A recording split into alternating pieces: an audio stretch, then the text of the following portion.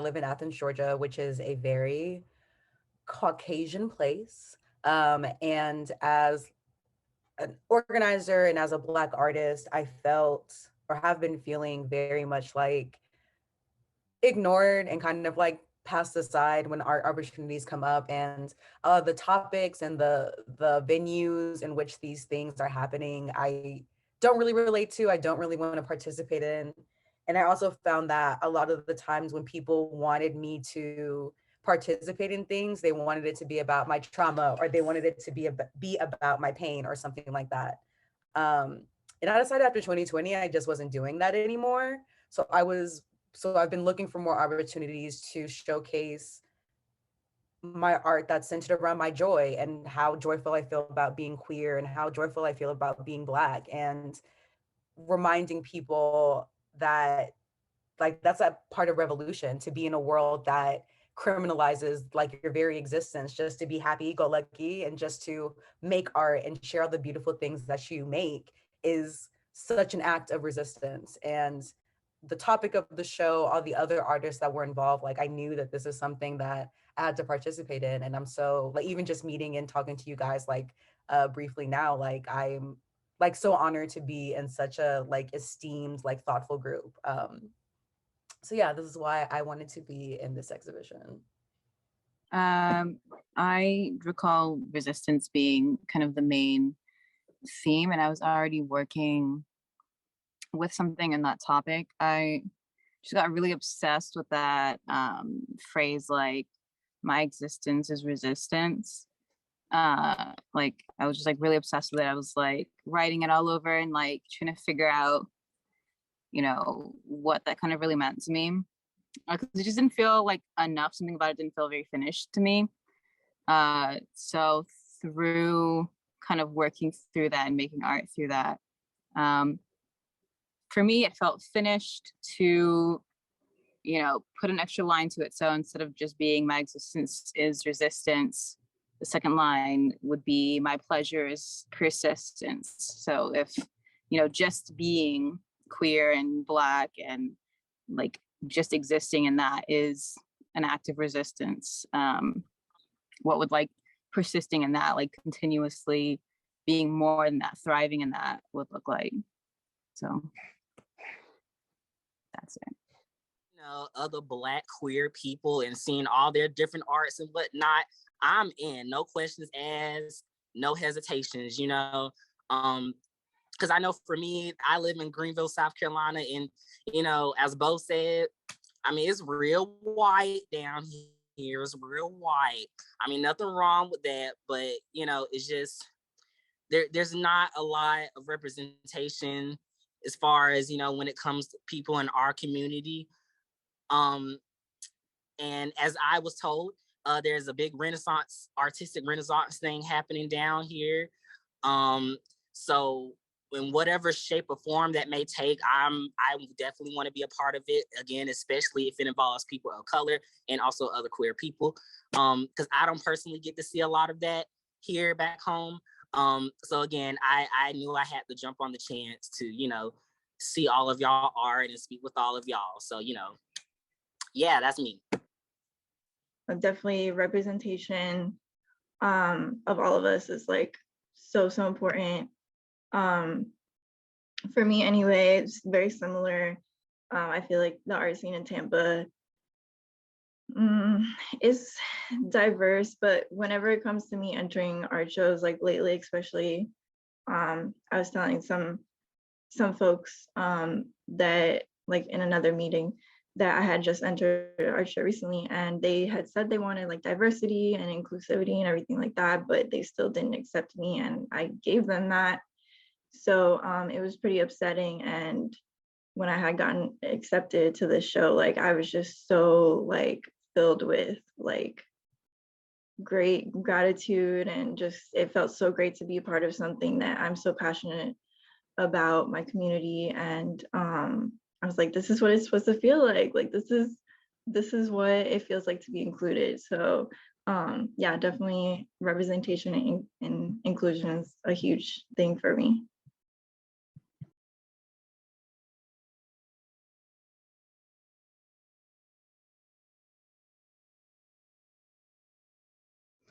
For me, I found that I create as a form of self-care and as a form of spiritual practice. I think for a while I thought that I needed to like produce a lot of work for other people to see to consider myself an artist. And once I was able to let go of those very unrealistic expectations that also like didn't serve me, I didn't actually want to do that.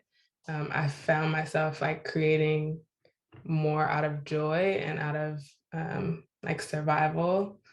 It was a way for me to process the stuff that my brain could not process, especially during the pandemic. It was like a somatic practice. Like, let me just move my hands. Let me like meditate through this like very tactical, hands-on kind of project.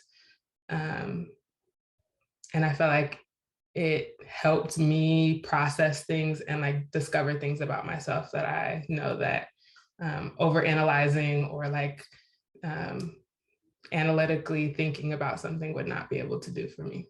What inspires my own art is, as Casimir said, for me, it's definitely a spiritual practice as well.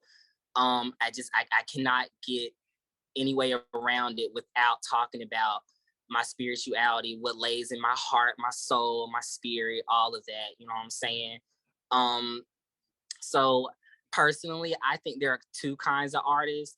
One being that these are the artists that reflect like what we literally see. So like, you know, we paint a tree or we paint a landscape or we paint something from history, that kind of thing. Like maybe somebody would paint like a Black Lives Matter protest or that kind of thing.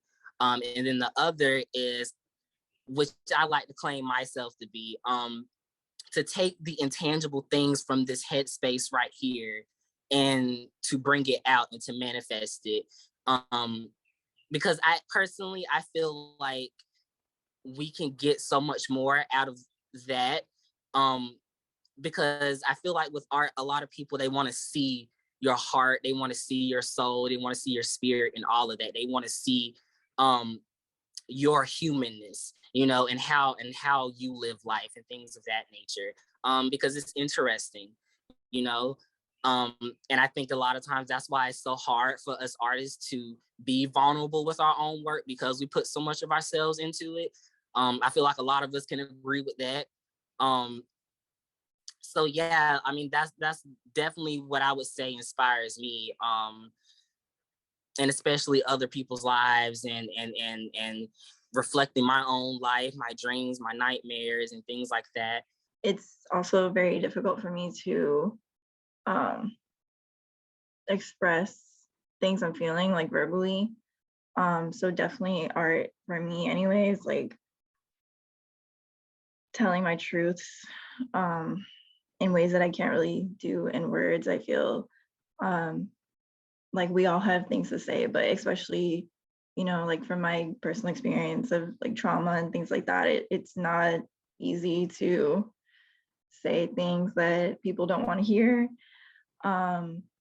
So definitely like making art that is just, you know, very like visceral and loud and uncomfortable, that's, you know, that gives me like a voice. And, you know, I enjoy the need for like dialogue around what I'm making, and like starting conversations about around, you know, the subjects I'm talking about, my work as well. So yeah, it's definitely very therapeutic, and yeah, it helps get out what I would like to say but don't know how to say. So definitely relating to all of that. And I feel the same. For me, it's definitely a way to get out what I can't say verbally. And also my work, which centers around like faces and figures,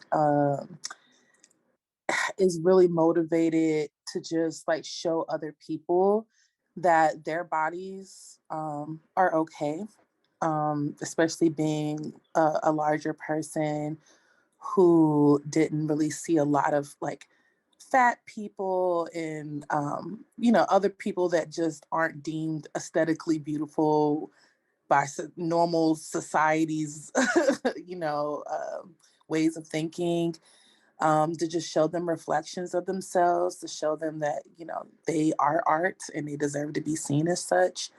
And seeing people connect with my art in a way that allows them to see that themselves in a different way is definitely been a big inspiration and me continuing to create what I create. The things that inspire me most to create, like my main driving forces, are, I would say, my like artist ancestors. So like artists in the past who've done work that really like changed narratives and like pushed conversations in realms that weren't being considered.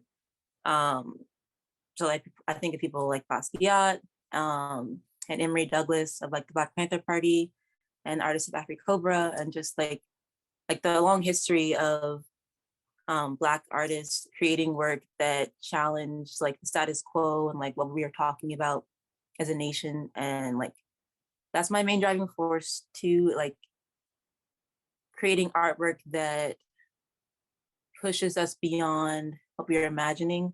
And I've heard a lot of people like talking about how like art allows us to express things that are like intangible. I think that's something I'm really like interested in, like coupling like really intense, or not even political statements, but like statements about like, you know, our existence is okay, we deserve better, we're beautiful, like that sort of stuff, coupled with like really like abstract or like, I don't know, like create like seeing the beauty and creating a better world. And also like how much work that's gonna take and embracing that. My 2D work is pretty much me creating at my most selfish. I usually am doing it just to have a conversation with myself or remind myself when I look back at it what I was thinking at that time, or like who I was at that time, like beyond just what I look like who I was mentally or inside, what I was doing, just like, you know, what was on my mind that year. I'm an artist that has ADHD. And so that really influences the things that I make, like dealing with like hyperfixation and hyperactivity. So, you know, a lot of like the subjects of my artworks, a lot of people tell me are odd.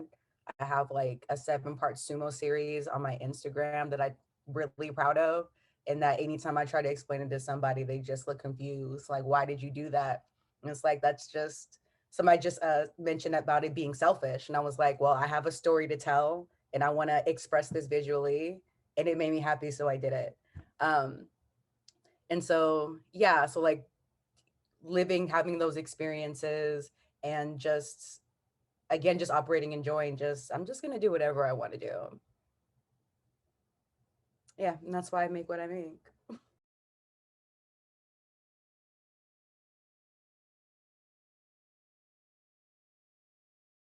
I think I usually go into a piece with like a lot of different meanings that I have in my head that are like for myself.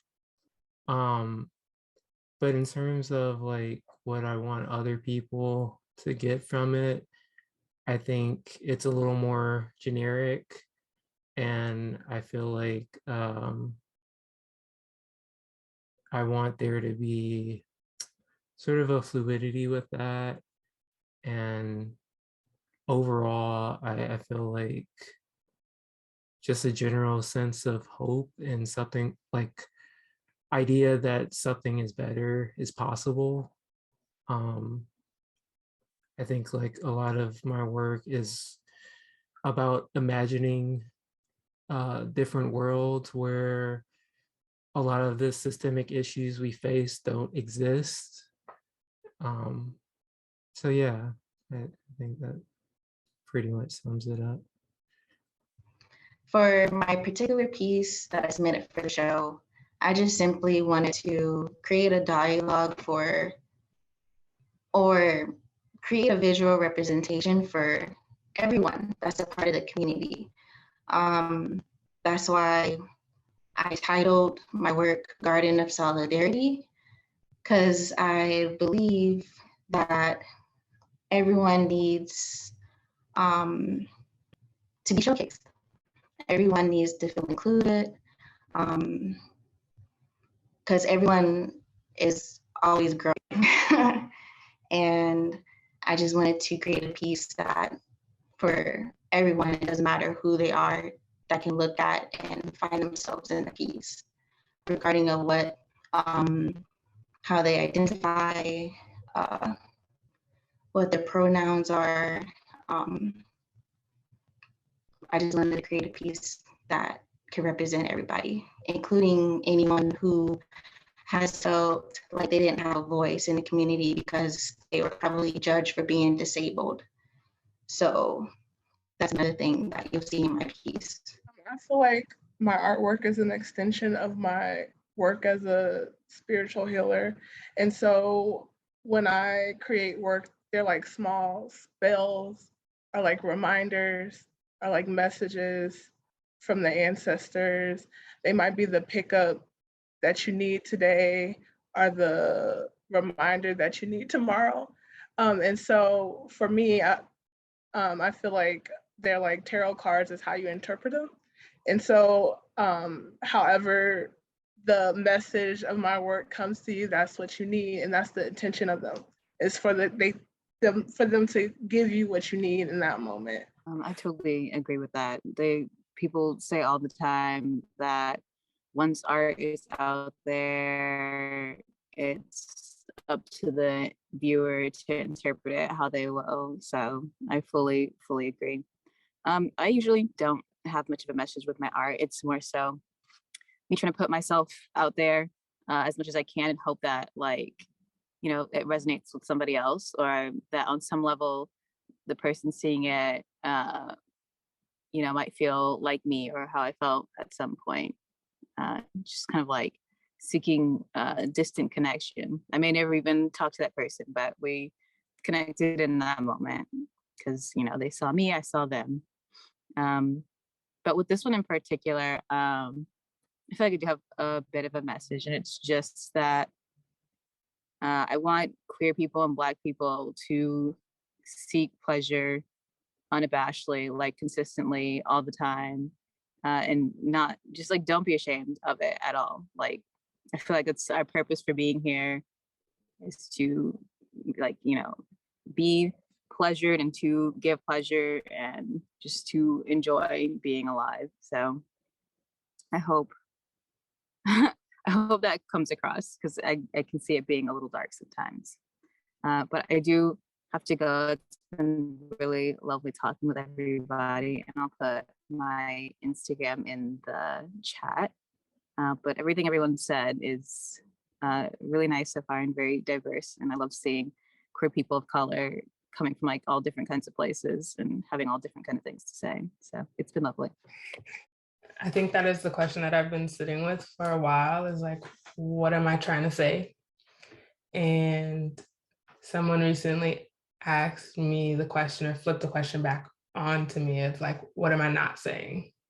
And so that's what I've been sitting with. I don't have the perfect answers. Like, yes, I could write my little artist bio, and these are the things, and these are the concepts, and whatever. But I think at the heart of my work, I feel like when I am in my spiritual practice, when I'm like co-creating with the universe, it's like my inner little Black girl who is loving all the colors and loving all the like big gestures and like strokes of the paintbrush and stuff, like the one who is not hindered by societal expectations and is worried about like, this needs to be perfect or good or like approved by external, you know, people and forces and expectations. I think at the heart of what I be trying to create is really just like sharing those dreams that she had. Like when you were talking about the intangible, like it's that stuff that is really trying to come out of me. And I try to do my best to not let the world like really hinder that, and let it come out as, you know, pure and unapologetic as possible. And I think that part is the practice. And I think that's what I'm working on right now, is figuring out how to let her shine and not let like me and me being in the world and all of the other stuff that comes with that get in the way. I forgot the question. I had the answer in my head, and then as soon as I clicked unmute, I forgot everything. Okay. What is the art trying to say? For me, art's always trying to talk about two different things at the same time. And that would be things related to spirituality, and at the same time it's trying to talk about stuff related to politics. And that's really fun to deal with. I'm autistic, and like my two main special interests are religion and politics. Like I literally like live to learn more about both of those realms and the whole entire like diversity of it.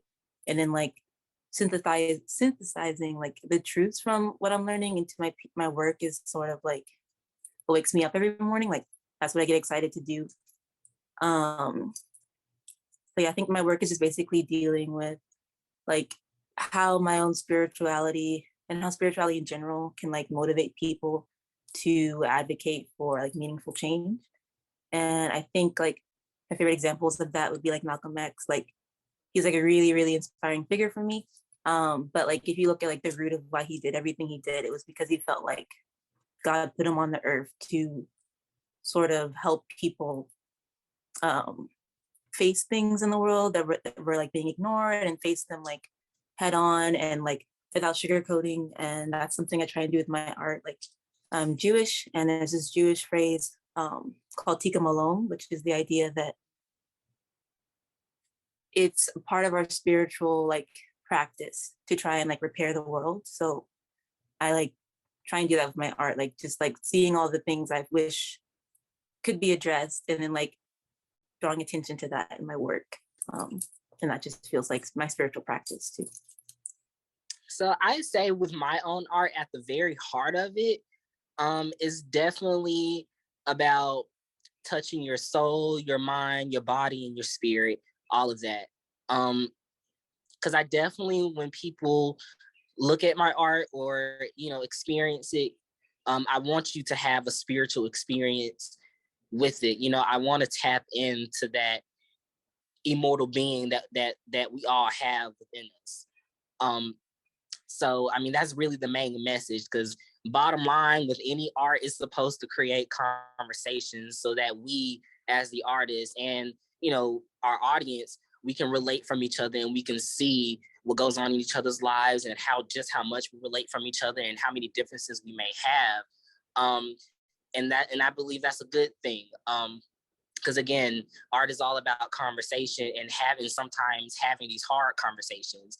And I definitely say my art is very bold, because I have been told before it can be pretty dark. But if it makes you, even if a piece of art makes you uncomfortable, I feel at least to some extent is done its job. Because otherwise, what are we doing? Looking at a picture, and it's doing nothing for us. I mean, I feel like it's just a piece of paper then, or whatever, you know, the surface is on.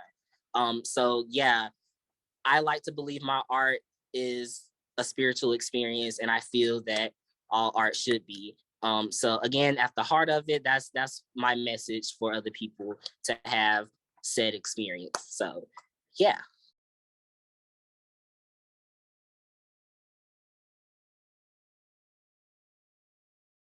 Before I was an artist in this way, I was a journalist.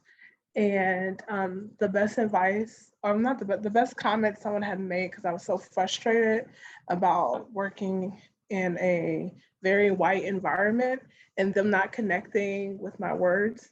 And they said, well, that's because they're trying to whitewash everything that you do.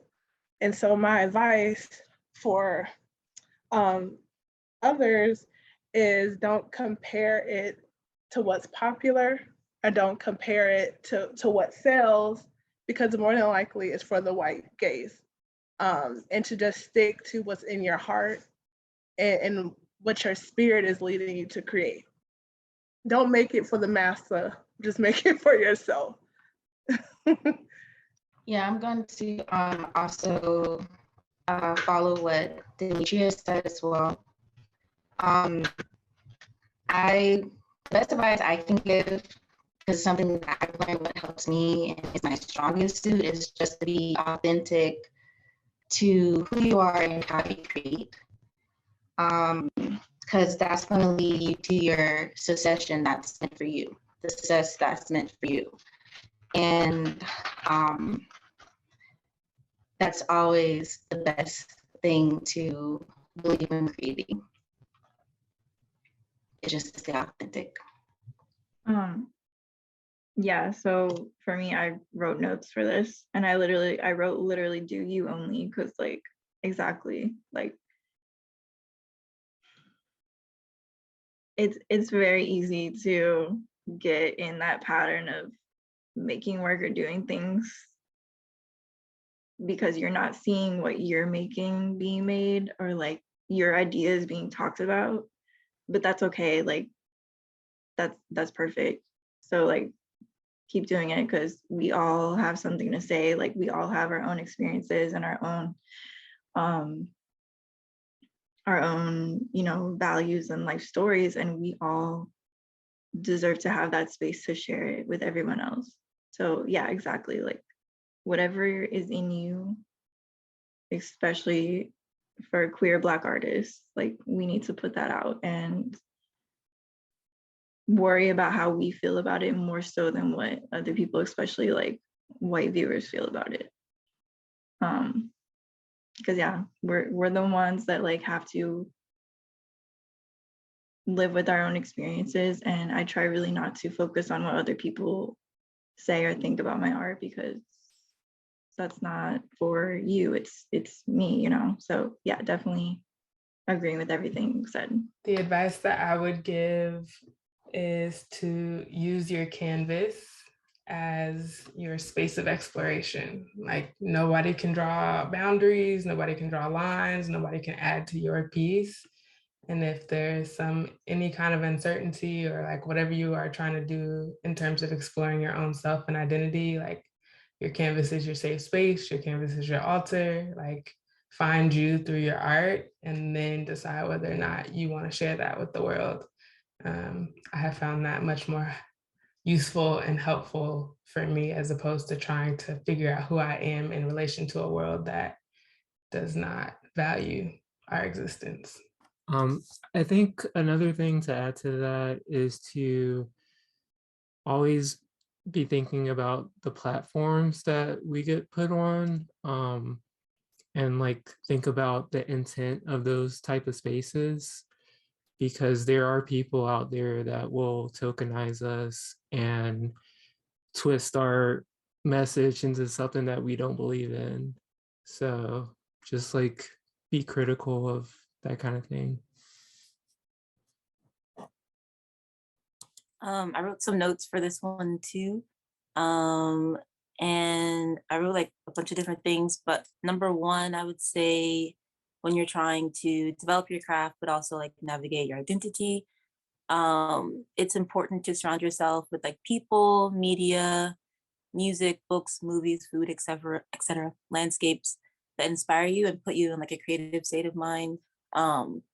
Just in me, like figuring out who I am and like the art that I want to create, it really helped for me to interact with people who were doing things that I wanted to be doing too, and to watch movies that like really got me like centered, and to read books that like helped me like jump into different perspectives, that helped me like kind of like reflect my own perspective, but also challenge me to see things in different ways. Like that really helped me figure myself out and how I wanted to communicate myself. And I would say not to forget that through living life, that's how you develop like an idea of what you want to create and why you want to create it and how you want to create it. So taking trips, having adventures, hanging out with people, like sometimes just not doing art for several months and just living can really, really inspire you a lot. Like for a while, I was just creating so much art all the time. And then like it just kind of ran out, like the creativeness ran out of me. And then I like was forced to basically go back to like not wasting time, but like enjoying life. And that really reminded me that like, hey, like everything that I put in my paintings, like that's something I saw or I read about or a conversation I had or a song that I heard, like, and I need to keep, you know, immersing myself in that sort of stuff. And then I would lastly say learn and practice new skills, because that can really affect your art in cool ways. Like me learning how to crochet has really like affected my art in a cool way. Me practicing how to cook has added more flavor to my visual art in a weird way. Like learning how to work with tools and fix appliances, like that sort of stuff does stuff to your brain that affects your creative work too. So don't limit yourself to just like that one medium you're working on. Like other stuff will feed into it. Another thing that comes to mind that was touched upon is reaching out to, aside from searching for media and to inspire you, also like actively looking for mentors and collaborators, I think is something that I hadn't really valued before recently. And it's just a really amazing way to expand my safe space in different facets. And it also kind of reshapes my brain. I mean, just having this conversation feels like a collaborative effort with y'all, with just trying to think of different routes I can go about with art. And I really appreciate you all collaborating with making this exhibition, because I've been inspired by everybody, especially hearing the ideas behind the messaging of your work has been really amazing. When you grow as a person, your art will grow as well. So I really want to emphasize that, and not to worry about what other artists got going on and how good they are, how much better they are than you, and this and that, because we all compared ourselves to other artists before. But I would say, don't do that. Be inspired instead by other artists and create new things and such. Because again, as you continue to grow and you continue to gather resources around you, as y'all were saying before, mentors and other peers and things like that, those things will help you grow for sure. And then you will notice your artwork changing. You will notice it progressing, and you step back and you're like, wow, I shook myself. Like this is good, So yeah, that's all I gotta say. But yeah. Well, if no one else has anything to share, I guess we can go ahead and get ready to wrap this up. I just want to thank you all again for being here, for being in community with us, and for sharing your experiences, your perspectives, your thoughts, for being as unapologetic and as authentic as you are. It truly is a full circle moment for me, just being here, just considering all the blood, sweat, and tears, if you will, that went into developing this project, and to finally see it all come into fruition with such amazing people such as yourself, who have your own messages and your own stories to share with the world. It's been truly grateful. So yeah, I just want to thank you all again.